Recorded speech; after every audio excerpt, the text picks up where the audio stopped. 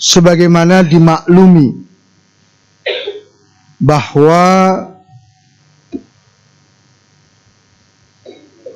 perkara yang paling berharga yang dimiliki oleh seorang hamba setelah agamanya, yaitu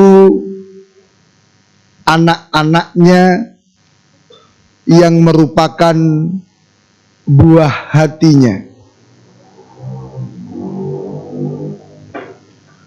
Mereka, para anak tersebut, merupakan sebab terbesar yang mendatangkan kebahagiaan dalam kehidupan kita. Kesolehan dan keistiqomahan para anak itu akan menenteramkan hatimu, menenangkan jiwamu, dan rusaknya mereka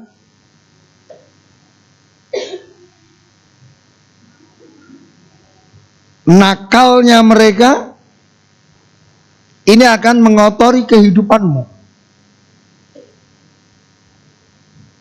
menimbulkan kesedihan dan kesusahan bagi kita para orang tua.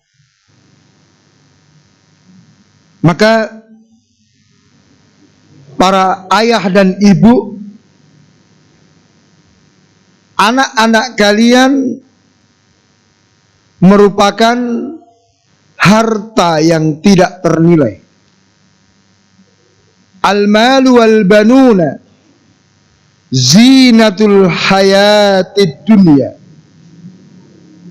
Harta dan anak merupakan perhiasan kehidupan dunia. Akan tetapi kalau kita tidak hati-hati, kita tidak waspada, harta dan anak merupakan fitnah. Bahkan anak bisa menjadi musuh bagi kita orang tua. Ya, inna min ba'di azwajikum wa auladikum aduwan lakum. Sesungguhnya sebagian dari pasangan kalian, dari anak-anak kalian, itu adalah musuh bagi. Akan berusaha untuk betul-betul menjaga anaknya, berusaha untuk menumbuh kembangkan mereka, senantiasa mengawasinya, dan berusaha mencari cara dan sarana yang memungkinkan untuk mendidik mereka dengan pendidikan yang benar. Meskipun untuk mendapatkan cara dan sarana pendidikan tadi, dia harus mengorbankan waktu, mengorbankan tenaga, mengorbankan harta yang dimilikinya.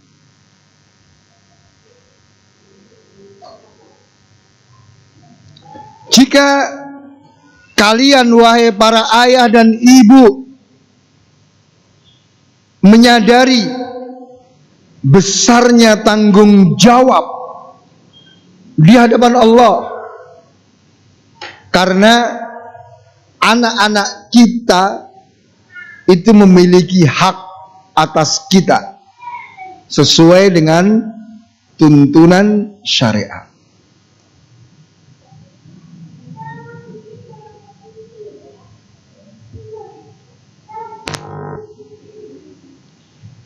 Dikatakan oleh Imam Ibnul Qayyim rahimahullah,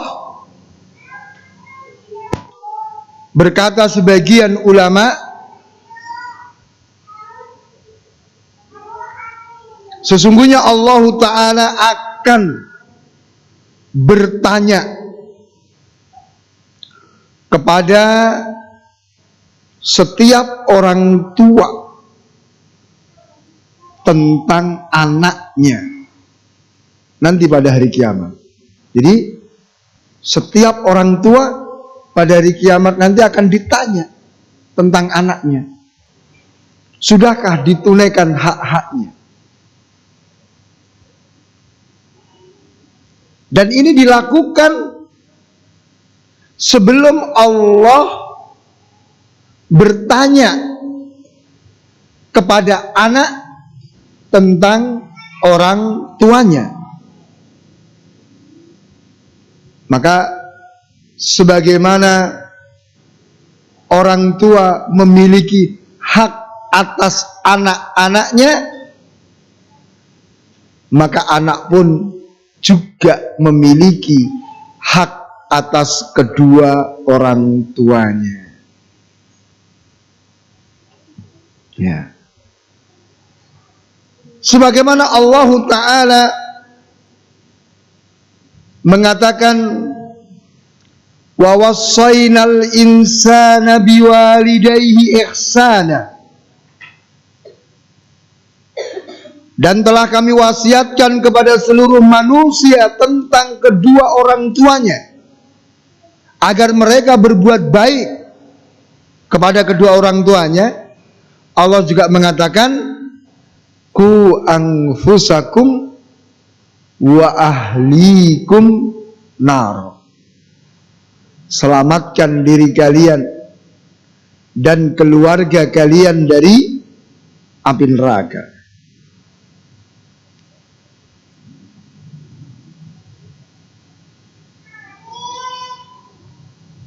Maka barang siapa yang meremehkan pendidikan anak-anaknya, membiarkan anak tersia-sia tanpa pendidikan, maka sungguh dia telah berbuat jelek kepada anak dengan kejelekan yang paling jelek. Dan mayoritas kerusakan anak itu dari sisi kedua orang tuanya. Karena kedua orang tua tadi apa? Menyia-nyiakan mereka, tidak mendidik mereka tentang kewajiban-kewajiban agama. Ya, sehingga anak-anak itu sejak kecil sudah tersia-siakan.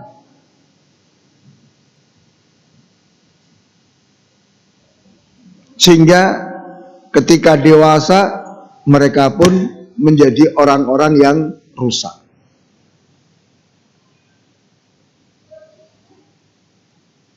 Maka para ayah dan ibunda yang dimuliakan oleh Allah Ta'ala, engkau senantiasa berusaha setiap hari, berusaha mencari rezeki, ya kan? Berusaha mengembangkan hartamu. Kalian senantiasa bertanya dan mencari tentang cara-cara untuk mengembangkan harta, memperbanyak harta. Setiap ketemu orang, ada bisnis apa ini? Ada peluang apa ini? Ya kan?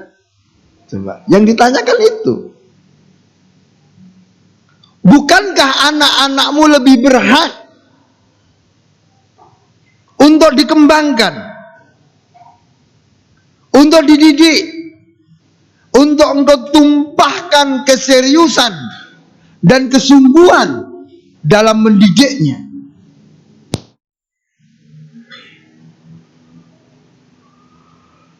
Maka ketika kita berusaha untuk mewujudkan mereka dalam kehidupan, setiap orang biasanya setelah menikah, mereka berusaha bersungguh-sungguh untuk mempunyai anak.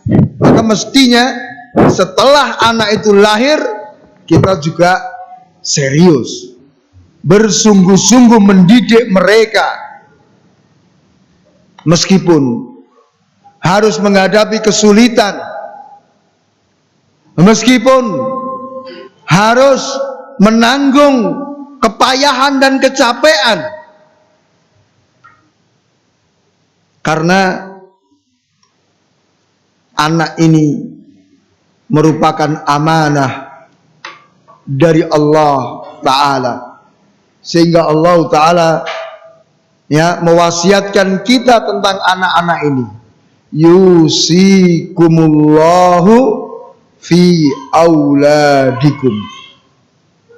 Allah telah mewasiatkan kepada kalian tentang anak-anak kalian.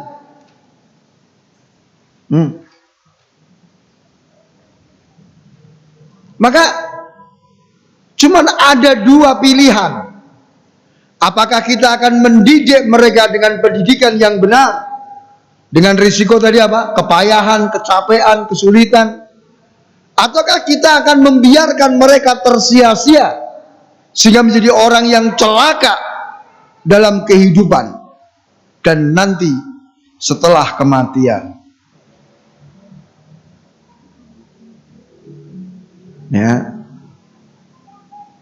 Maka apa yang kita akan lakukan setelah adanya mereka? Bagaimana kondisi kita bersama mereka? Apakah kita telah bermuamalah, berinteraksi dengan anak dengan cara yang tepat, dengan sarana yang paling hebat? Ya, makanya akan dipertanyakan nanti pada kita orang tua. Persoalan kebanyakan orang tua, entah itu ayah ataupun ibu, mereka beralasan tidak punya waktu yang cukup. Kata mereka, kita sibuk, kita juga bekerja kan dalam rangka untuk kebaikan anak-anak kita. Itu alasan yang dibuat-buat. Bapak Ibu yang saya muliakan, waktu seluruh manusia itu sama. 24 jam sehari semalam, 7 hari dalam satu pekan.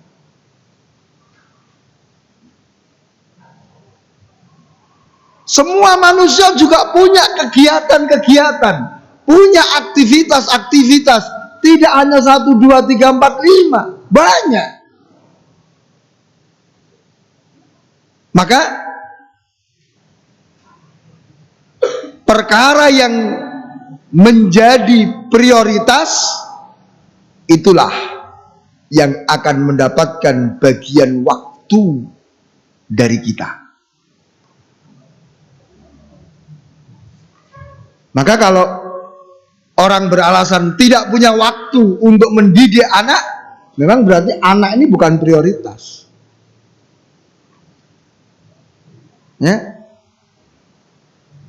Jika sesuatu itu prioritas, semua akan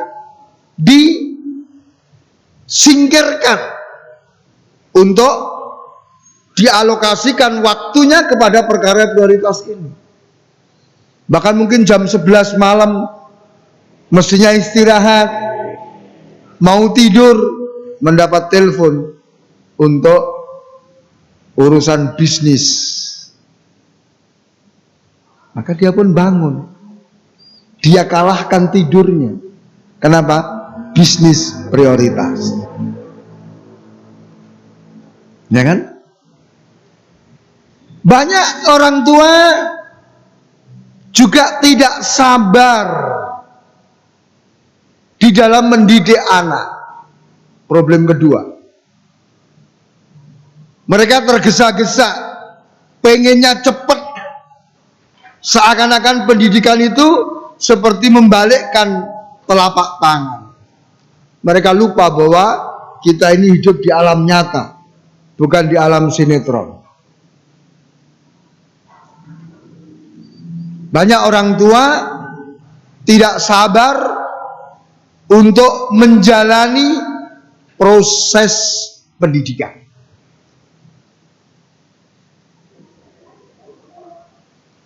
Ya, mereka pengennya sudah seakan-akan disekolahkan atau sekali menasihati itu langsung berubah baik seperti yang diinginkan. Ya.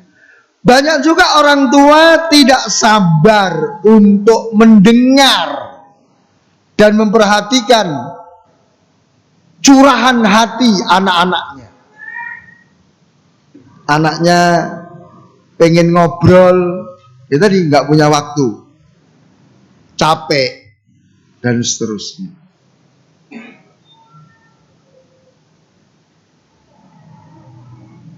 Padahal anak itu butuh diperhatikan, butuh didengar, sehingga orang tua tahu bagaimana perasaan dan kejiwaannya. Kan begitu. Ya. Sehingga orang tua itu ngerti tabiatnya, apa yang menjadi kegelisahannya, kegundah gulaannya itu apa. Ini kan melalui apa? Mendengarkan curahan hatinya. Nah, maka kita juga mendapati banyak orang tua yang tidak memiliki keterampilan dalam berinteraksi dengan anak-anaknya. Ya, nggak percaya silakan. Perhatikan, ketika ada orang tua mengeluh, waduh, anakku itu sulit dinasihati. Ini berarti ada masalah interaksi, ada masalah di komunikasi.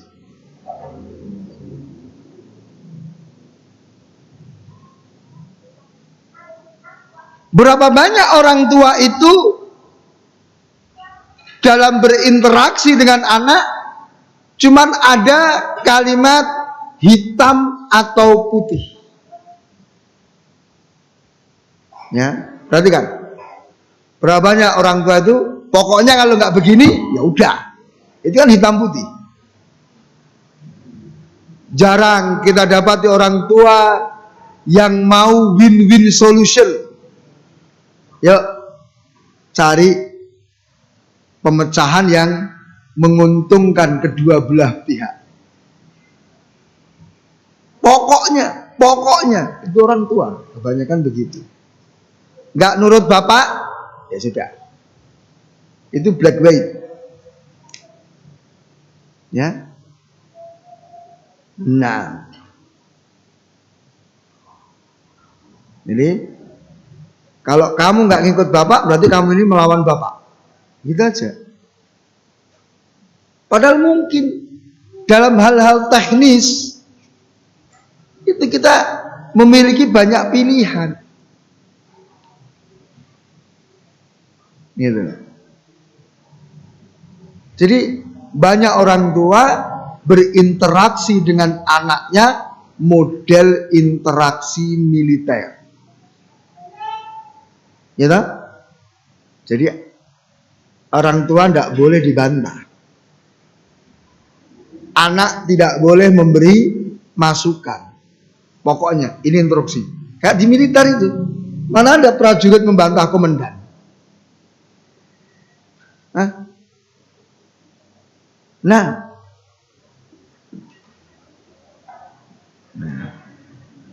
Ini adalah model pendidikan yang dilakukan oleh orang tua masa dulu, ya, di mana anak ya tidak ada kesempatan. Ingat kan, mungkin generasi-generasi tua yang mungkin sekarang usia 50, ya, itu dulu model pendidikan seperti ini. Tidak berani sama orang tuanya, meskipun nggak setuju. Karena nanti kalau anggaplah kayak semacam dibantah, diselisih, orang tua ngamuk. Itu model zaman dahulu. Ini kan sudah nggak tepat untuk zaman sekarang. Dulu anak itu misalnya diajar sama bapaknya, tidak ada kepikiran untuk minggat, itu tidak ada. Hari ini, ya, nggak usah diajar, permintaannya nggak dipenuhi aja, minggat anak-anak itu. Ya. Maka ini kita harus memahami yang seperti ini.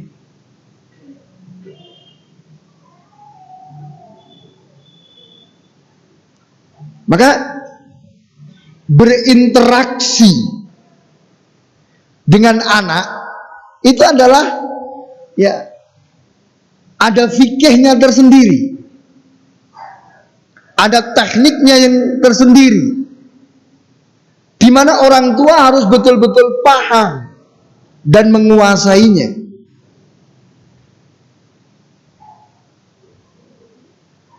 Banyak orang tua itu mengeluh bahwa mereka tidak bisa berinteraksi dengan anak-anaknya. Ada yang mengeluh setiap kali ngomong ya disalahkan sama anaknya, dibantah sama anaknya. Ada yang sampai akhirnya apa? Sebetulnya tidak bermusuhan, tapi diem-dieman. Ya, suasananya dingin dan beku di dalam rumah itu. Ya, padahal mungkin hanya tinggal berempat. Ayah, ibu, anaknya 2 misalnya. Itu tidak ada komunikasi. Makan bareng di meja makan, tidak ada yang ngomong. Ngomongnya cuman sepatah 2 patah kata. Gimana? Enak nggak makannya? Ya. Sudah, titik, nggak ada komentar. Lain kalau suasana itu interaksi itu hangat. Ya. Gimana menu hari ini? Wah, Masya Allah ini enak sekali. Panjang komentarnya kan gitu. Ya, banyak orang tua ngeluh. Cara terbaik untuk berinteraksi, berkomunikasi dengan anak itu sebetulnya yang seperti apa? Ya, lebih-lebih ketika misalnya apa? Anak sudah menginjak balik. Itu lebih sulit lagi berinteraksi dengan mereka. Nah,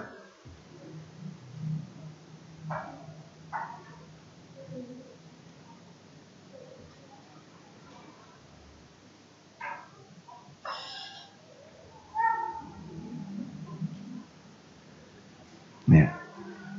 Jadi Bapak Ibu yang saya muliakan, di zaman sekarang hampir kita dapati semua orang mengeluhkan tentang sulitnya mendidik anak. Mengeluhkan apa? Kesulitan-kesulitan yang mereka hadapi dalam mendidik anak-anak mereka. Ya. Maka ketika Allah berikan kepada mereka anak, sudah terbayang oleh mereka kesulitan-kesulitan yang nanti akan dihadapi dalam mendidiknya.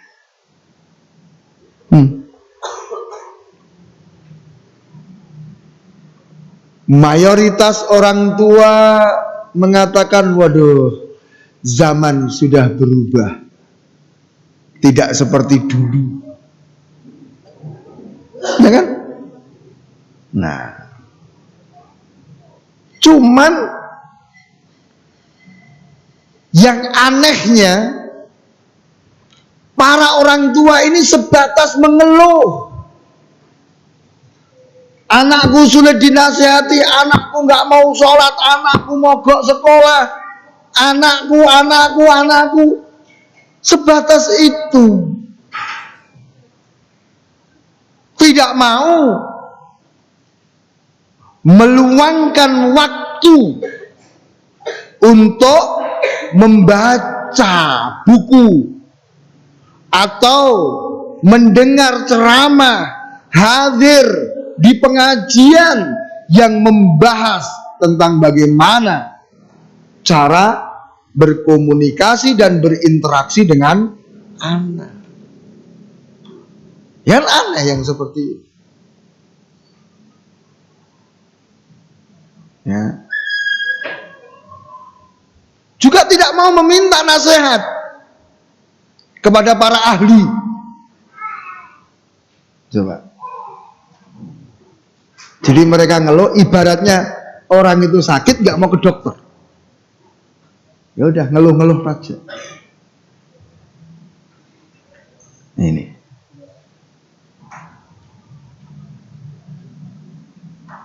Bahkan mayoritas dari orang tua itu apa? Akhirnya melakukan eksperimen sendiri. Jadi anaknya itu dijadikan kelinci percobaan. Coba tak ginikan, coba tak ginikan, coba tak ginikan. Jadi mendidik anak dengan metode coba-coba. Itu.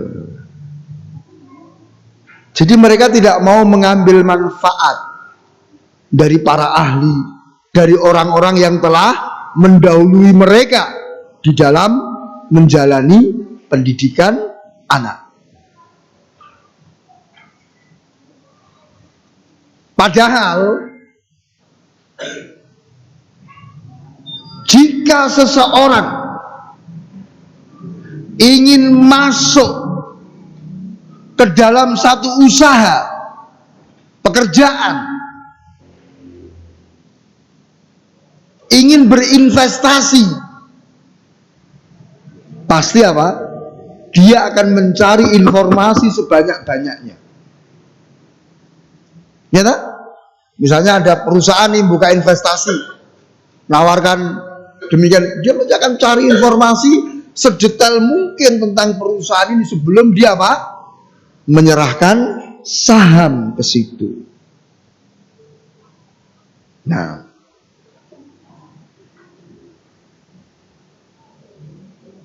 atau seandainya dia mau jualan, dia mesti belajar dulu bagaimana produk yang akan dia jual. Dia mesti akan bertanya gimana cara jualnya supaya penjualan itu efektif, efisien. Kan begitu.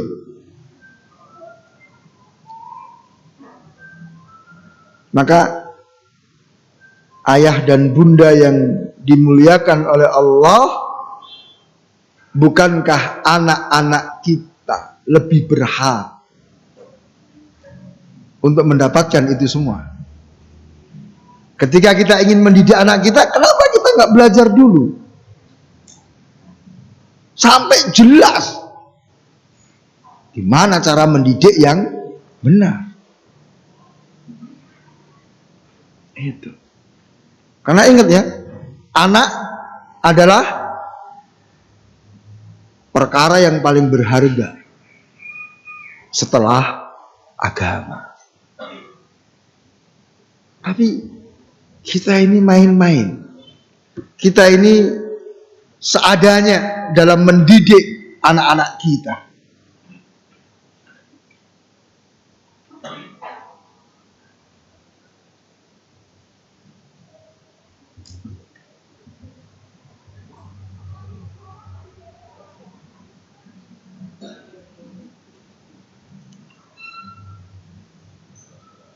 Banyak orang tua mengeluh atau mengeluhkan tentang anak-anak mereka ketika anak-anak mereka melakukan kesalahan, melakukan perbuatan-perbuatan yang tidak baik. Mereka mengeluhkan, wah anak saya itu begini, wah anak saya itu begini. Maka mereka lupa bahwa sesungguhnya ayah bunda ini yang lebih layak untuk dikeluhkan dibanding anak-anak mereka. Kenapa? Karena anak itu melakukan perbuatan-perbuatan jelek tidak lepas dari kedua orang tuanya. Mereka kurang dalam mendidik. Mereka salah dalam mendidik. Ya. Mereka tidak tepat di dalam memilih cara berinteraksi dengan anak-anaknya.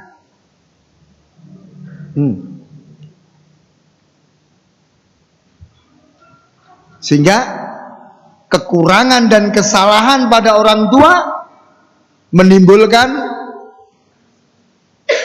kekurangan dan kesalahan pada anak.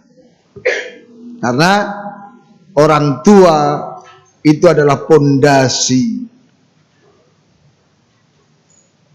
yang dibangun di atasnya pendidikan anak-anak mereka. Ya, pondasinya bagus, ya hasilnya juga bagus. Ya. Tetapi ketika pondasinya rusak, ya bangunan di atasnya juga akan rusak. Nah,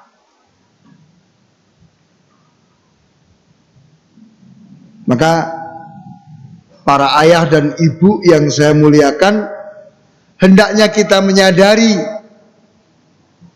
barang siapa yang ingin mendidik anak-anak mereka, hendaknya dimulai dari diri mereka sendiri. Mari kita didik diri kita, wahai ayah dan bunda. Kita biasakan, kita latih kita dengan akhlak-akhlak yang baik. Kita bermuamalah dengan muamalah yang penuh dengan kelembutan, penuh dengan kesabaran. Hendaknya kita orang tua berusaha semaksimal mungkin untuk mempraktekkan kaedah-kaedah pendidikan, cara-cara pendidikan, ya.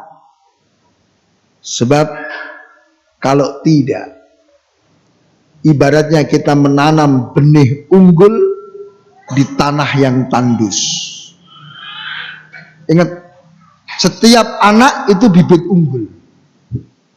Karena setiap anak lahir di atas fitrah. Setiap anak lahir dalam keadaan hanif, condong kepada kebaikan. Kedua orang tuanya yang akan menjadikan anak itu Yahudi, Nasrani atau Majusi.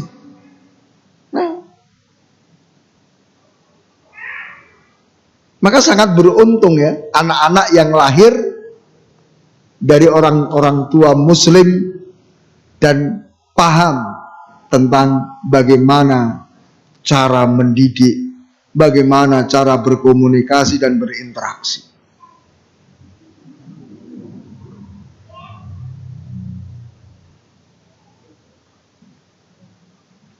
Maka apa faedahnya jika kita, wahai ayah dan ibu, mendengar nasihat-nasihat, mendengar pengarahan-pengarahan, kita tahu dalil dan keterangan, tetapi kita tidak meyakininya.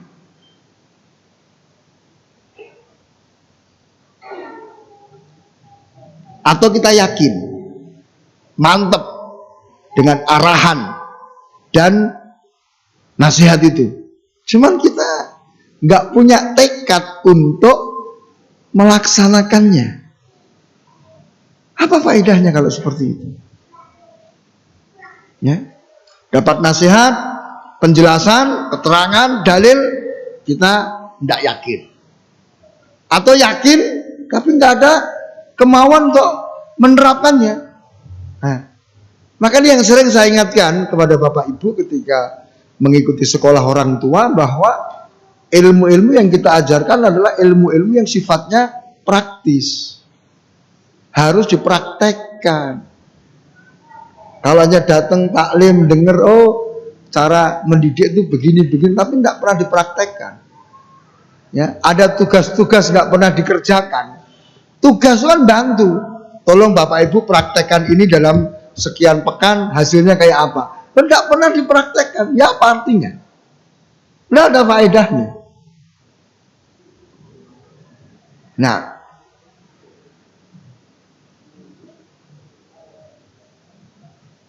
jadi pendidikan anak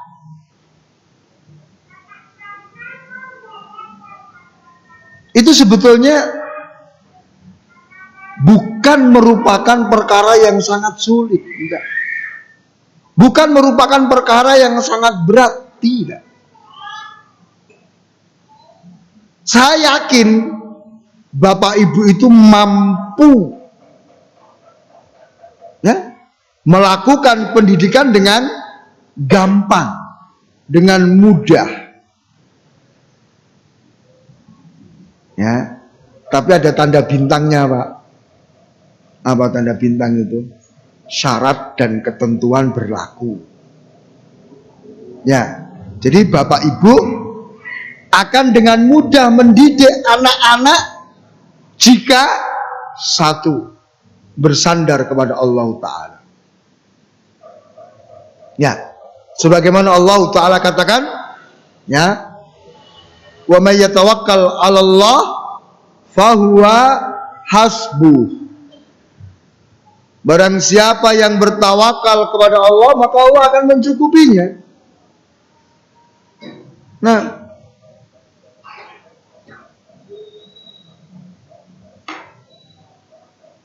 yang kedua, Bapak Ibu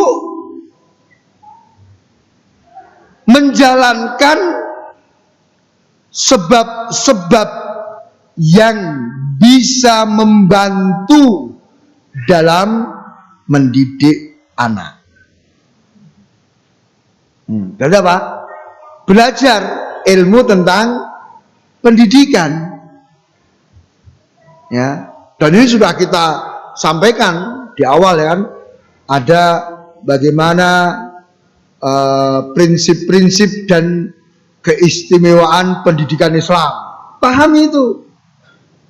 Yang kedua, kita juga harus memahami tahap perkembangan anak, baik dari sisi fisik, akal, perasaan, kecerdasan, dan yang lain-lain. Sebab tanpa memahami tahap perkembangan ini, ya kita akan sulit mendidik anak itu, karena kita nggak ngerti. Oh, anak TK itu kekhususannya apa? Anak SD itu apa? Nah, kalau kita nggak ngerti kan nanti salah mensikapi anak TK seperti anak SMA. Sehingga jengkel aja kita. Kok nggak paham-paham lah, levelnya level TK sebetulnya. Tapi cara ngajarnya level SMA. Ya kan? Pahami bagaimana cara berkomunikasi. Sebab komunikasi dengan anak TK tidak sama dengan anak SMA. Ya kan? Nanti anak SMA, kalau gaya komunikasinya kita perlakukan seperti anak TK, marah dia. Wah, udah gede kok diomongi kayak gitu. Ya kan? Ya. Coba, misalnya antum sudah SMA. Nah, kalau pakai celana itu kaki kanan dulu. Nanti setelah itu dimasukkan kaki kiri, terus nanti diikat. Jengkel kan kita ini. Lah aku udah gede, masa pakai celana aja harus dituntun detail kayak gitu. Ya kan? Atau kebalikannya, anak TK, dipakai celananya. Dia kan nggak tahu gimana cara pakai celana. Mungkin dipakainya di kepala. Kalau kita nggak tahu kan, nggak tahu tahap perkembangan kan jengkel kita. Nggak tahu cara komunikasi, kita adanya cuma marah saja nanti. Ambil sebabnya. Pelajari ilmu pendidikan. Jengkel kan. Pakai celana aja. Maka ayah dan bunda pembelajar yang semoga terus dibimbing oleh Allah Ta'ala. Lihat, perhatikan, Bapak Ibu pernah melihat sirkus? Entah di video atau ngelihat langsung. Pernah ngeliat kan sirkus? Ada apa di sirkus itu? Ada singa, ya kan?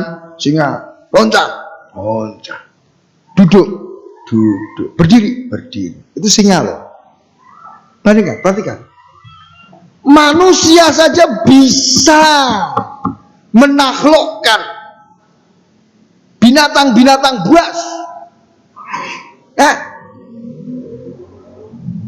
Ya tak? Kenapa kita tidak mampu membimbing dan menaklukkan anak-anak kita? Anak-anak kita, Masya Allah, mereka punya akal, punya perasaan. Tentunya lebih mudah bandingkan dengan singa yang tidak punya akal. Itu aja bisa dilatih, gitu loh. Masa anak-anak kita nggak bisa? Maka ya bunda, jangan putus asa. Kalau sekarang anak-anak kita dalam tanda petik masih nakal, itu belum ketemu caranya saja. Maka yuk gali. Banyak kok kisah-kisah dari Rasul SAW, kisah-kisah dari para sahabat bagaimana mereka mendidik anak-anaknya. Bahkan problem yang dihadapi jauh lebih berat daripada yang sekarang ada.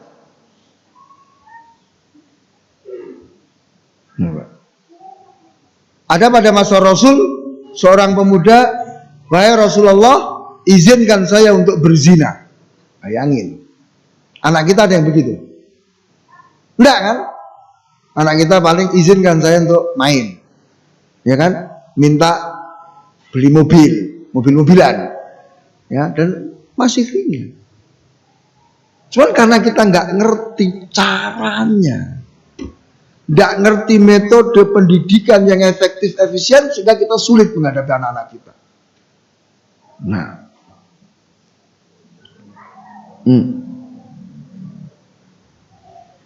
kita ini juga sering lupa berdoa, mendoakan kebaikan untuk anak-anak kita.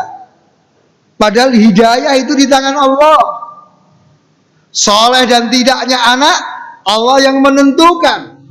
Nakal tidaknya anak, Allah yang menentukan. Kenapa kita tidak berdoa kepada Allah? Tuh. Silakan bersandar kepada Allah, jalankan sebab-sebab yang dituntunkan, ditetapkan oleh syariat.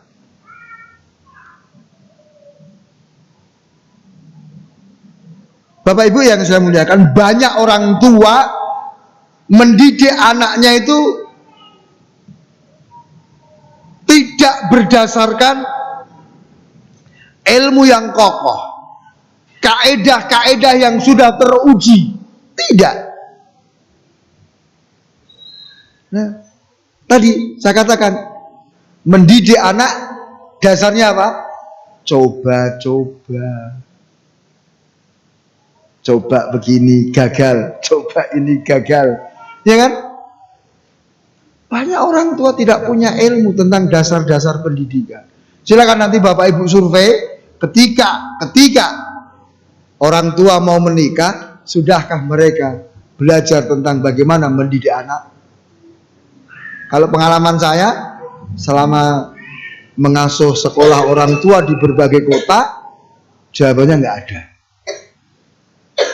Nggak ada yang pernah belajar tentang cara mendidik anak sebelum menikah, nggak ada. Yang mereka pelajari ya paling ya cara mencari pasangan, cara melamar, cara ngadakan akad nikah, walimah yang syar'i, ya paling pol adab malam pertama. Nah, setelah itu nggak ada. Sehingga akhirnya apa? Ya ketika mereka punya anak, anaknya pun tumbuh ya biasa sebagaimana keumuman manusia. Nah, seandainya anak itu baik, menjadi anak yang saleh, masya Allah, itu kenapa? Pengaruh faktor luar, bukan pengaruh orang tuanya. Mungkin kakeknya, mungkin karena apa? Sekolahannya. Faktor itu.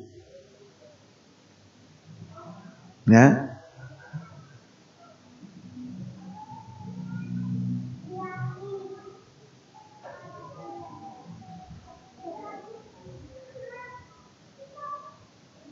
Maka Bapak Ibu yang saya muliakan, jangan heran ya ketika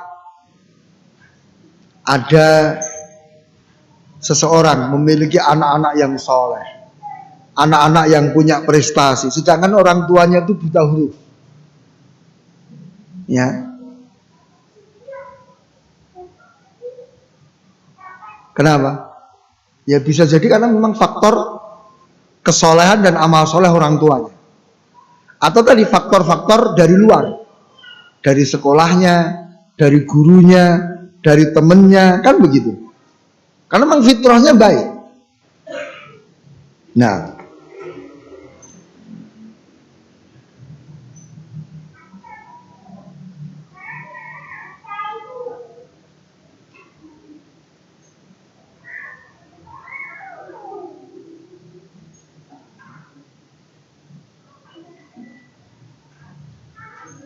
ya. Ada seorang, ya, masya Allah, dia hanya lulusan SD. Dia bukan seorang guru, ya, lulusan SD. Tapi masya Allah, dia punya anak-anak yang hebat-hebat. Ada yang doktor, ada yang ini. Ya. Ditanya rahasianya apa? Kedekatan dan kecintaan pada mereka anak-anak. Tuh. Jadi memang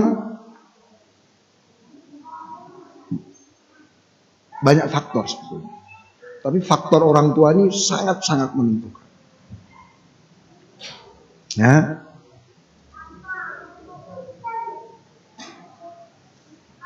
Jadi disikapi anak-anaknya itu sebagaimana temannya. Tidak membebani dengan beban-beban yang berat. Ya, dia menyamakan posisi dengan anak-anaknya. Ya, hatinya dipenuhi dengan kasih sayang, kelembutan dan seterusnya. Ya, jadi sebetulnya orang tua itu punya juga fitrah sebagai seorang pendidik. Nah, ya, sehingga kadang seorang tua itu mungkin tidak perlu baca, tidak perlu belajar ilmu pendidikan. Sebenarnya fitrahnya ada. Nah, cuman ketika fitrah itu kemudian ketemu dengan ilmu yang bermanfaat, tentu akan lebih hebat lagi, gitu loh. Sebagaimana anak kan fitrahnya baik, ya kan? Anak itu apa? Fitrahnya baik, condong kepada kebaikan.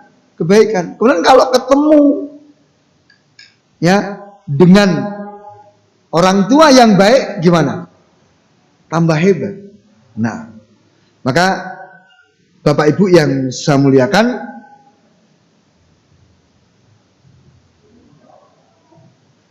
ada penelitian yang dilakukan tentang para pendidik. Para pendidik ini ya maknanya umum. Guru, orang tua, pengasuh, ya kan? Itu semua pendidik. Jadi semua yang terkait dengan pemeliharaan dan pendidikan anak itu semua adalah pendidik. Maka ada penelitian tentang para pendidik yang sukses.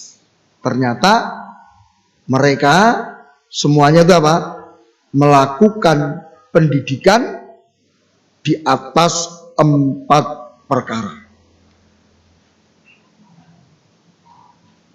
Yang pertama, mereka mendidik di atas kecintaan.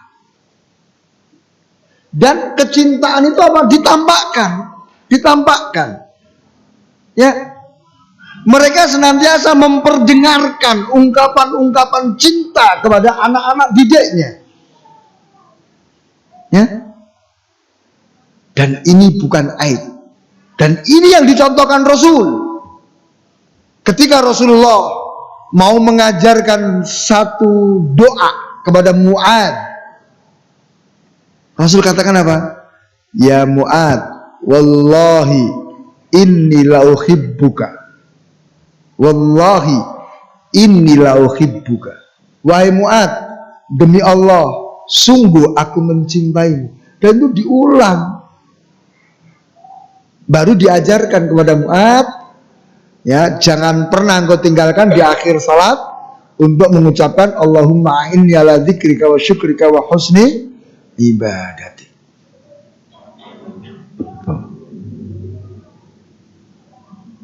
Ya. Dan banyak banget riwayat-riwayat lain yang menunjukkan Rasul, ya, menampakkan kecintaan. Bahkan Rasul perintahkan, barang siapa yang mencintai saudaranya, hendaknya dia sampaikan kecintaan itu kepada saudaranya. Tuh. Ini prinsip pendidikan dibangun di atas apa?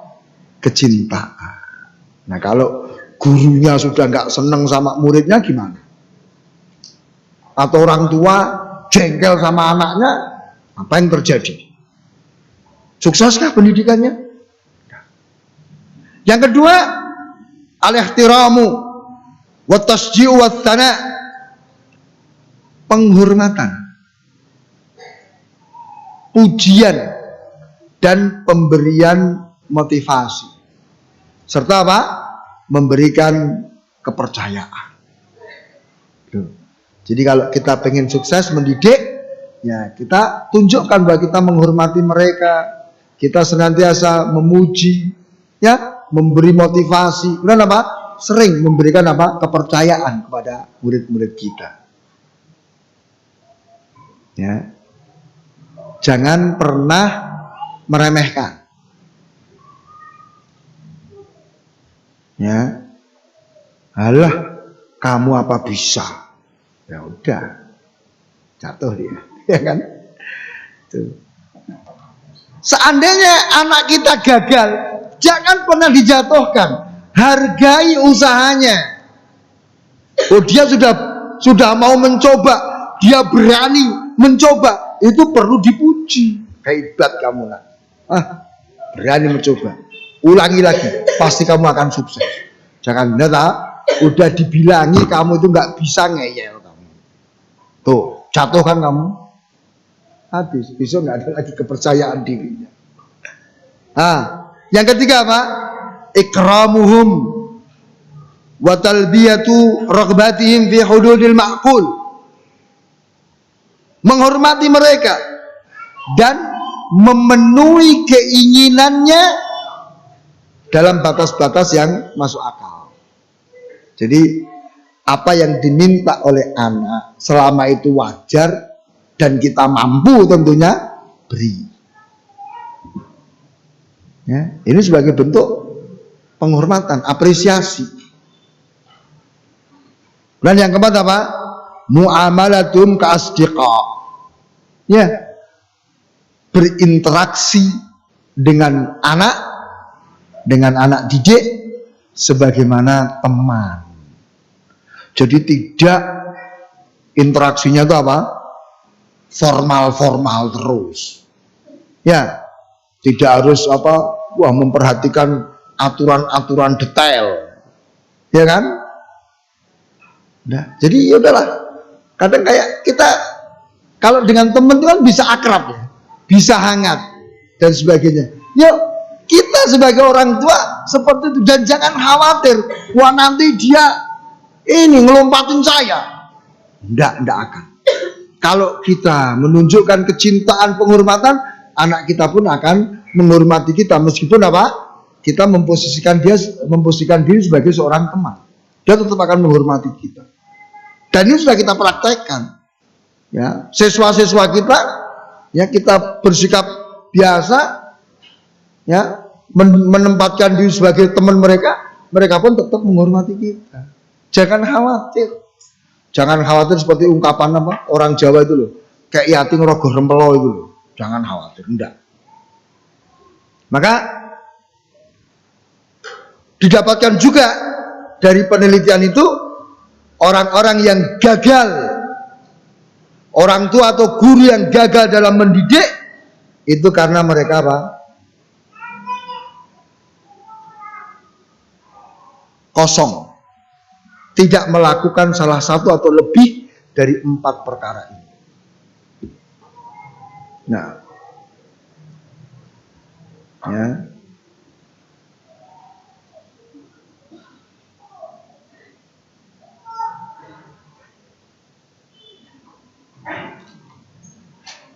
Ya, jadi ini harus betul-betul dipahami ya. 4 ini yuk kita terapkan.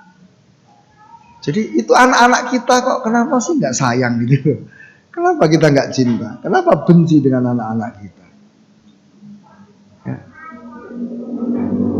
Nah, mudah-mudahan nah, dengan apa yang saya sampaikan itu membuka ya wawasan kita. Nah, Bapak Ibu yang saya muliakan, ini yang bisa kita sampaikan pada kesempatan sore hari ini. Mudah-mudahan bermanfaat dan insya Allah nanti kita sambung di pertemuan-pertemuan yang akan datang. Bismillah ta'ala. Subhanakallahumma wa bihamdika asyhadu an la ilaha illa anta astaghfiruka wa atubu ilaik. Wassalamualaikum warahmatullahi wabarakatuh.